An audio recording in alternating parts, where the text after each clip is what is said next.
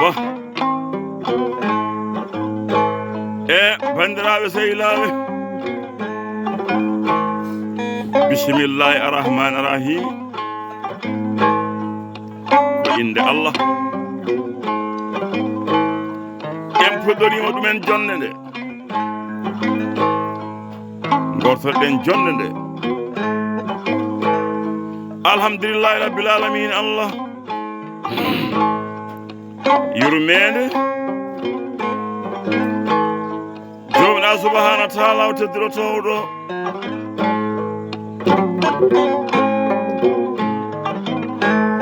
nde wonno kanko woni baɗowo nde wela o waɗato wela o waɗa nde o wela o waɗa no welira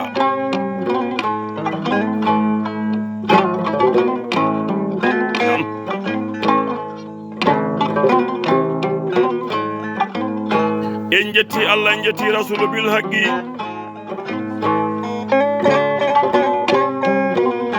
en jetti sekna amati zaniye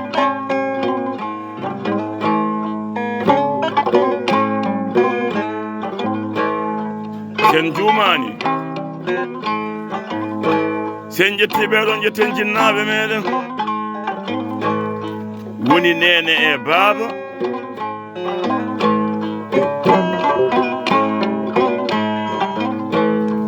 en jooɗima jonde Pulaagu e Wammbaagu ɓe mbi allahumma salli ala seydina Muhammadu musallim bandiraɓe fulɓe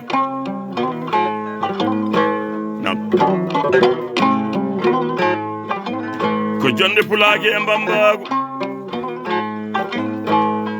ɗum woni jonde asli holko woni asli mi wiima moni kala o tawto jinna ɗum ko ɗum haani tampin ɗumen ba ɗum haani ñaƴirde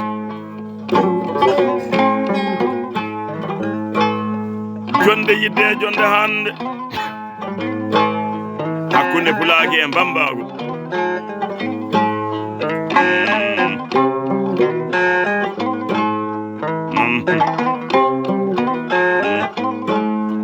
holmo joɗana jonde de aadi bil aadi salade aadi ɓuri firtude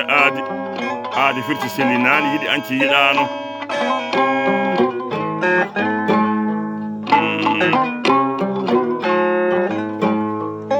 joɗana jonde de golko pullo waɗata ɗawata bonnata jikke ñamakalaji e ñagotoɓe ɓowri wulaɓe nangue jangaɓe tan kedde jamde mo wona kedde jalede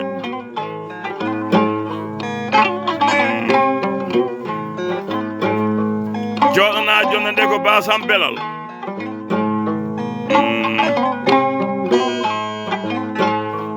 mbimi pullo joɗɗo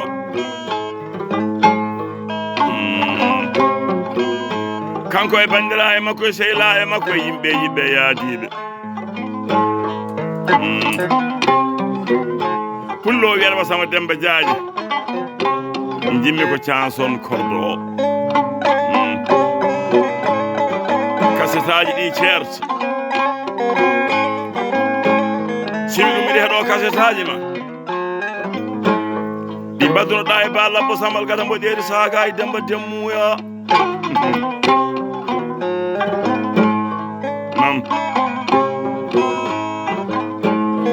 joni noon yewtoma lappol ɓeydi Pulaagu ene nangi dande Hoddu mawndu ndu kam yaɓɓe dande sawtowol bambaɗo maagiɗo Pulaagu fof giriyon Bookar Sammba Demmba Jaaƴe no biteɗo Adubal Sammba Demmba Jaaƴe pistolaire ɗo ko ba Bokke Sammba Demmba Jaaƴe Guitare le trigo ba Yero Sammba Demmba Jaaƴe ba Jaaƴe Adubal ene jooɗi e ba Bokke Adubal ba Sammba Buubu Bookar Demmba ko baɗi men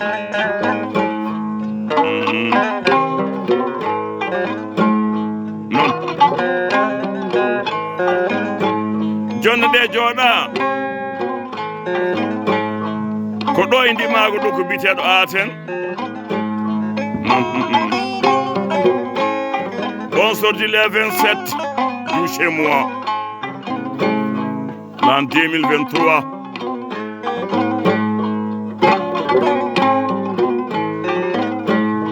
ay pullo bane min naati gallo calminaɗi worɓe fulɓe ne sam wallahi tawi kam ɗo ɗi gimmi ari ba Amadou Belal en bisimilla ma bittirdi leeso 50 ujunere Adubal Sammba Demmba Jaaƴe ba Sammba Belal salminago ujunnaje nogas oyi mbaɗiron ɗum asayi mbimi hewɓe ndesan wallahi tarta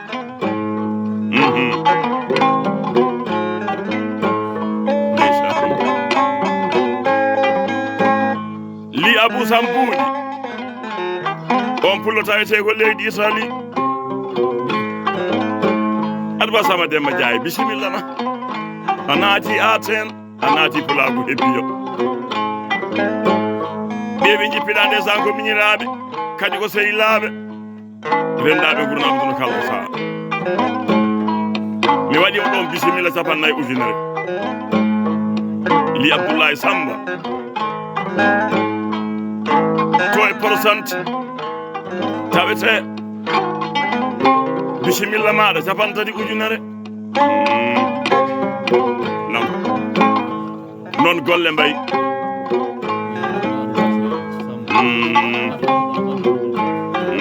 pullo ba e Wammbaaɓe ne tan ha kaldene pullo joɗɗo ba Sammba Belal o wi départ banɗo 10 000 uggiye ujunnaje sappo bisimilla moɗon on gari to jewno ɗon de to jiɗon ɗon kadi yeede bisimilla moɗon sa immima Sénégal Samba Hammadi ngaari a naadi Pulaagu Hebbiya oya juumani Adubal Sammba Demmba Jaaƴe wallahi mi juumani o wi ndesan ko ɗo jiɗaɗa to coyneteɗa to jaɓɓeteɗa duuseɗa o yi bisimilla ɓe keppani ɓe kaaɓani o yi sinno ko ƴewngal nayi sa naadi Pulaagu Aateen o wi a yani diwde sawawo bisimilla ma pullo ba nan Wammbaaɓe e andi mi wiima so Wammbaaɓe mbaɗi pecce so bambaɗo feccima Pulaagu Hebbiya on bambaɗo wasani non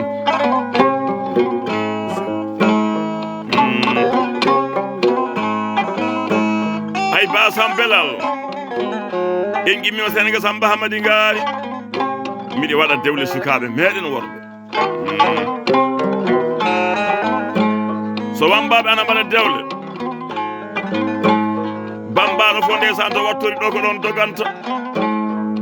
e so waɗi yakare ɗo ɓe Wammbaaɓe peemi funnage ɓe peemi sahal ɓe peemi worgo mbimi peemen ndesan hirnage nawten Hebbiya mi andinaɓe miɗa waɗa dewle sukaɓa e koko Alhaji Samba Siley wi ko noon e ba Ifra Sambano e mawɗo meɗen Dia Ali Fati o Adubal Sammba Demmba Jaaƴe e so gite colama mbaɗama e beɗi ko daare dañama wana mbiɗa Wammbaaɓe mbaɗi laabi fof ɓe wi jaati o yoɓe ƴeewa sa immima Hebbiya naati Sénégal Hebbiya hersata a hersata an lappol maɗa kono noon way sibi ɗum nayi keewi million ngaji dokkama a sortiji ceerɗi non joni noon pulo ba tawtoraɓe bando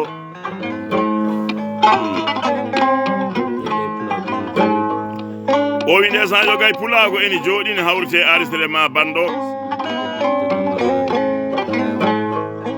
oy so limtama tan ndesan wallahi heewat eɗen beltina mawniraɗo tedduɗo hono ba Amadou Belal Sammba Pullo ba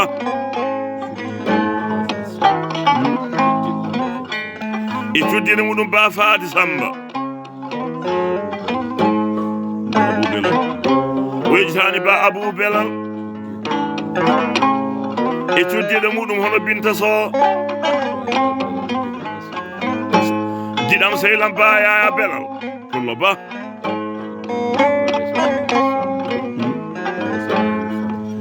oy cuddiɗo muɗum ba Aytan Hamidou e wonde de ba Gedda Belal en jejitani ɗumen cuddiɗo muɗum Diallo Binta Abou e ba Alassane Belal en jejitani ɗumen cuddiɗo muɗum Diallo Oumou Ousmane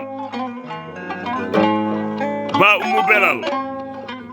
ko baniraɗo debbo te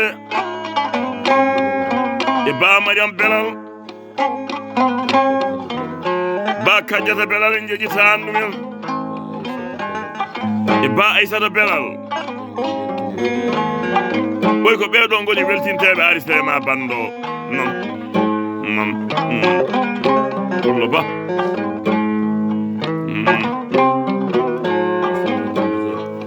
oyi ba Adubal Sammba Demmba Jaaƴe mbimomi nam kanko ba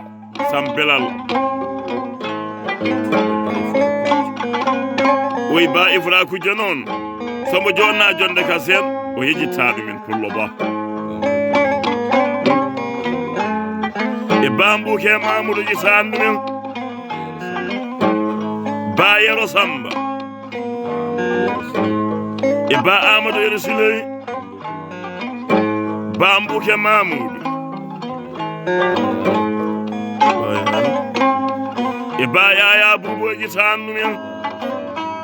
e ba Alassane Buubu ɓe tawtorama jonde nde oye do inde mawɗon e jettode mawɗon 2000 uggi e ujunnaji ɗiɗi kuuɗo Pullo one welti tikkani Pullo ba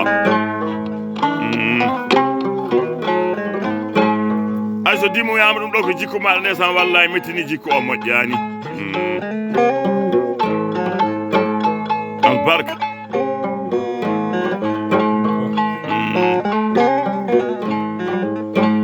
non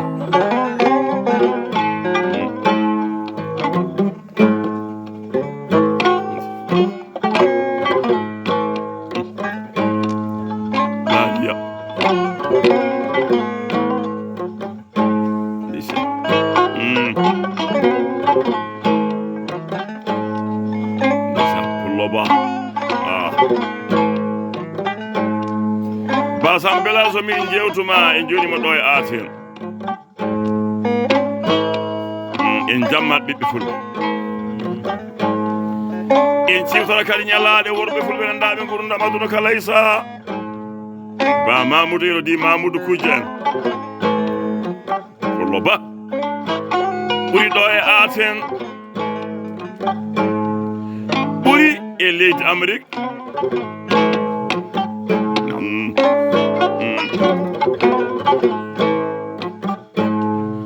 Sammba mo haɗata ɗawata bonnata jikke ñama kala je ñagotoɓe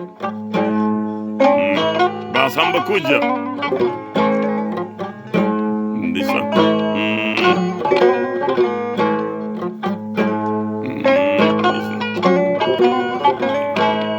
li Abdoullahi buuɗe ndesan wallahi jejitani ɗumen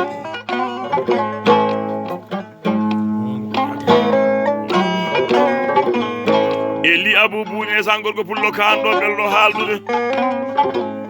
li abou sambuuɗi en jaati wallahi so wiyama li abou sambuuɗi e li abdoullahi sambuuɗi pulaagu faami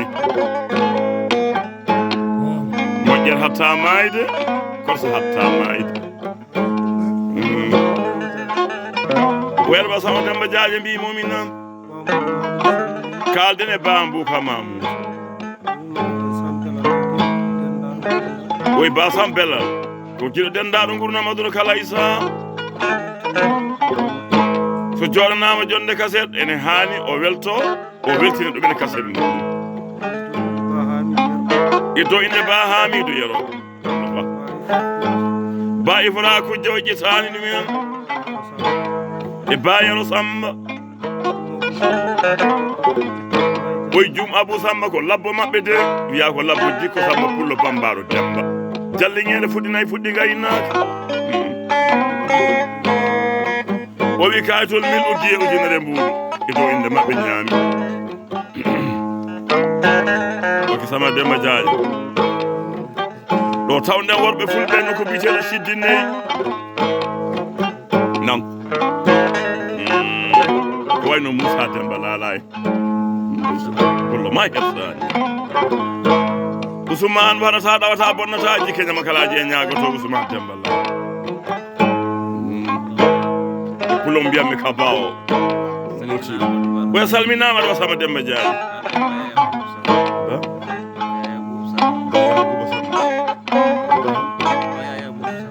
ba yaya Buubu Sammba salmini on oyi baɗanteɗo kaseɗo ko mawniraɗo tedduɗo